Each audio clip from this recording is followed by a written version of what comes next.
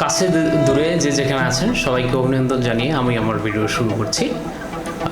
আমি মোহাম্মদ সাইদুর রহমান আছি আপনাদের সাথে।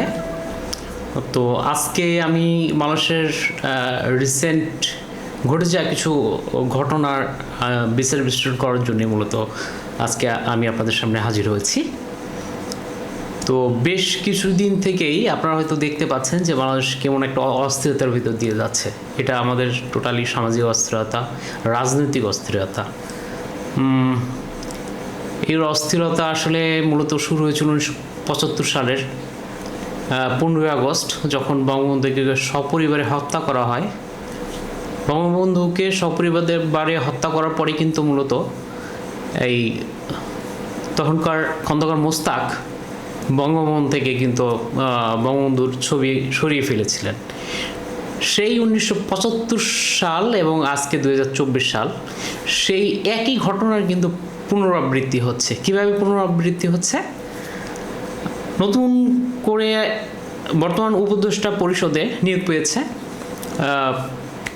নতুন করে উপদেষ্টা হলেন মাহফুজ আলম, এবং তিনি বঙ্গভবনে প্রবেশ করেই মূলত আমাদের জাতীয় জনকের যে ছবি ছিল, প্রতিকৃতি ছিল, সেটা সরিয়ে ফেলেছেন।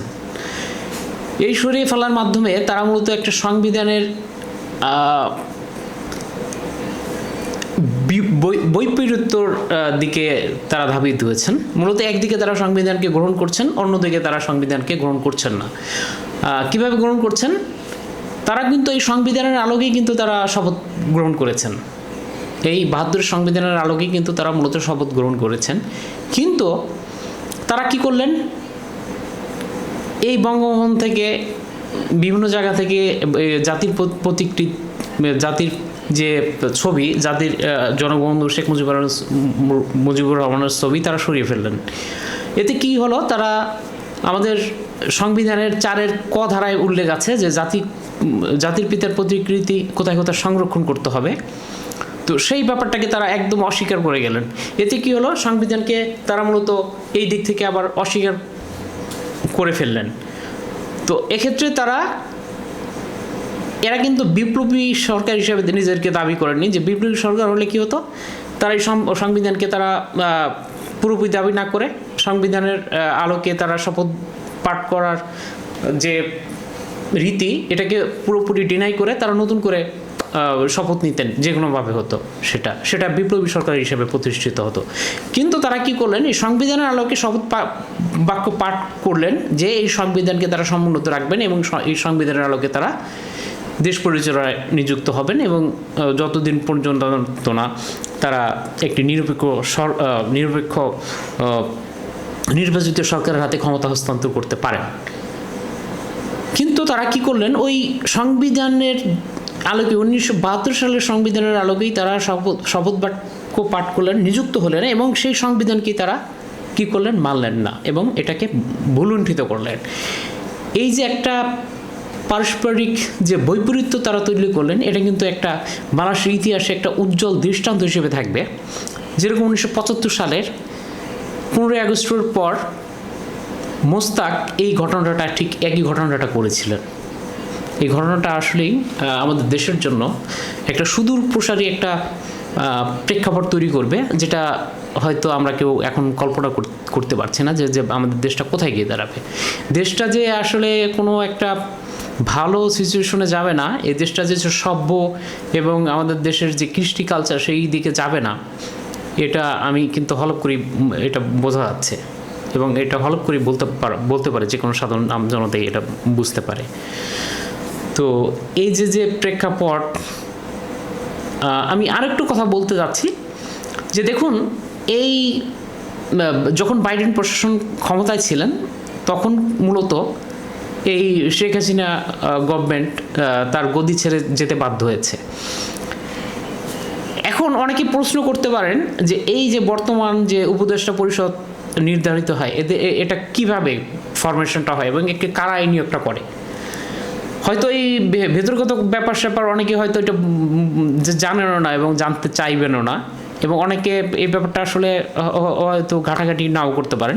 কিন্তু মূলত এই উপদেষ্টা পরিষদ নির্ধারিত হয় মূলত একটা দেশের রাষ্ট্রদূত দ্বারা এবং আমাদের সেনাবাহিনীর একটা কমিটির মাধ্যমে মূলত এই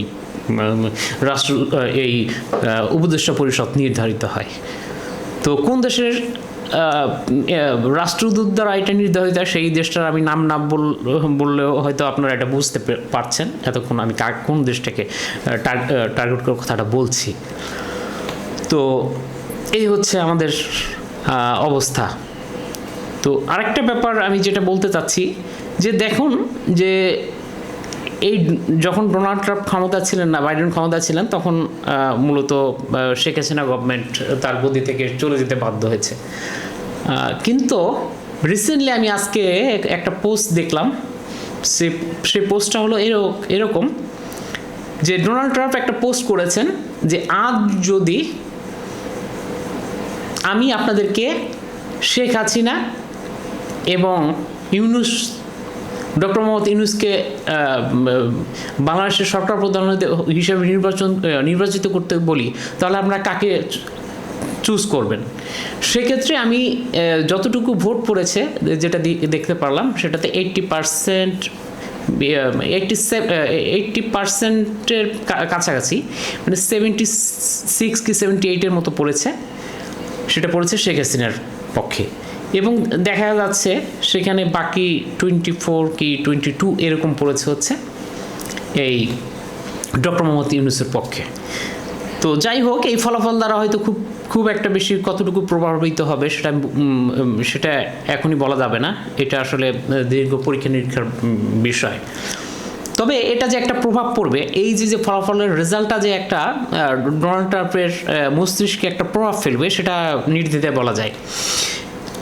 এবং অনেকটা যেটা মনে হচ্ছে যে আমেরিকা যে বর্তমান নির্বাচিত ডোনাল্ড ট্রাম্প রিপাবলিকানদের থেকে নির্বাচিত যে ডোনাল্ড ট্রাম্প, তিনি মূলত অনেকটা দেখা যাচ্ছে যে শেখ হাসিনার দিকে কিছুটা ফেভার করছেন আপাত দৃষ্টিতে যতটুকু মনে হয়। কিন্তু আরেকটা ব্যাপার আপনাকে খেয়াল রাখতে হবে, আমেরিকায় কিন্তু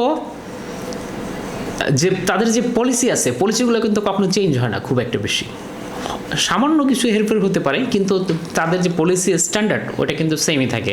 যেই গভর্নমেন্ট যেই সরকারি ক্ষমতায় আসুক না কেন, সেটা ডেমোক্র্যাট হোক অথবা রিপাবলিকান হোক, আপনি এদের আন্তর্জাতিক পলিসি দীর্ঘ পর্যালোচনা করলে আপনি সেটা বুঝতে পারবেন।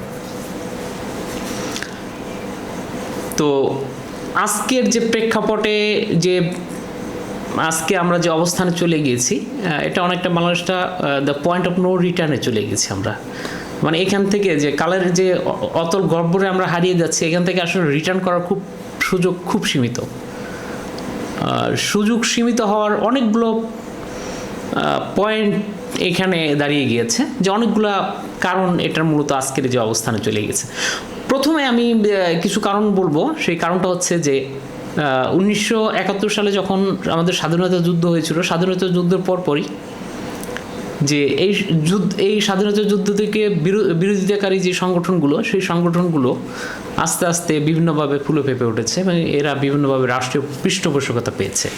সেটা যেই গভর্নমেন্ট ক্ষমতা এসেছে সেই গভর্নমেন্টেরই সেই পৃষ্ঠপোষকতাগুলো পেয়ে আজকে তারা এই অবস্থান চলে গিয়েছে। এখন যে স্বাধীনতার যে বিরোধী শক্তিটা খুব দুর্বলভাবে আপনি আসলে খুব মস্ত বড় ভুল করবেন। এই স্বাধীনতার বিরোধী শক্তিটা আজকে বলবো আমি যে এরা খুব একটা ইসলামিক যে একটা মুভমেন্ট, আমাদের ইসলামিক যে আমরা ভাবধারায় বিশ্বাসী, এই ইসলামটাকে তারা অনেকটা কাজে লাগিয়ে তারা মূলত ভালোই আখের গুছিয়েছে এই প্রায় 54 বছরের বয়সে। বাংলাদেশের পুরো এই 54 বছরের যে তৈরি হয়েছে, প্রেক্ষাপটটা তৈরি হয়েছে। তো সময় আসলে গড়ায় এবং এই সময় গড়িয়ে যাবে, সময় গড়িয়ে আস্তে আস্তে দেখা যাবে যে একটা পরিস্থিতি তৈরি হবে। সেই পরিস্থিতিতে এই দেশটা কোথায় গিয়ে দাঁড়ায় সেটা সময় বলে দেবে। তো আজকে আমি আর কথা বাড়াচ্ছি না। আজকে আমি আমার এই আজকে এই পর্যন্তই বক্তব্য রেখে আমি আমার বক্তব্যটা শেষ করছি। যে যেখানে আছেন সবাই ভালো থাকবেন। আমি আমার আশা করছি যে এখন থেকে প্রতিদিনই আপনাদের সামনে এক এক রিসেন্ট টপিকস যেগুলো আছে, রিসেন্ট বাংলাদেশ টপিকস হোক অথবা আন্তর্জাতিক রুশ ইউক্রেন যুদ্ধ অথবা ওইদিকে ফিলিস্তিন এবং লেবাননের সাথে ইসরায়েলের যে যুদ্ধ সেটা নিয়ে হয়তো আমি কিছু বিশ্লেষণাত্মক আলোচনা নিয়ে আপনাদের সামনে হাজির হব। তো সবাই ভালো থাকুন, সুস্থ থাকুন, এই কামনা করে আমি বিদায় নিচ্ছি। আল্লাহ হাফেজ।